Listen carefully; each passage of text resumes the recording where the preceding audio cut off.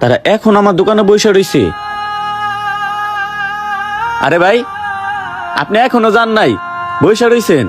হ্যাঁ ভাই, আপনি বলেন আপনি নামাজে যাইবেন, এই কারণে বসে রইছি। আমার অনেক মাল নিতে হইব তো, আর এইদিকে আপনার দোকানটা অনেক বড়, এই কারণে হিসাব করছি মাল নেই আর না নেই। আপনার কাছে মালগুলা সব তো দেখে যাইতে পারমু। যাক ভাই, ভালো করছেন, খুশি হইলাম আপনি আমার লিগা বসে রইছেন।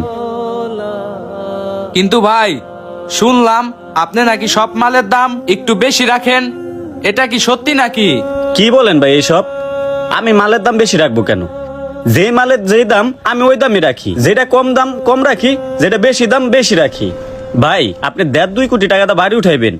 ওই যে একটা কথা আছে না ভাই, যে লাখ টাকার বাগান খাইলো 1 টাকা ছাগলে। এখন আপনি 2 টাকার কমের লিগা আপনি কম দামে মাল নিয়ে বাড়িতে লাগাইবেন, আর কয়দিন পর বাড়িতে সমস্যা হইব, এটা ভাই ঠিক না। 2 টাকা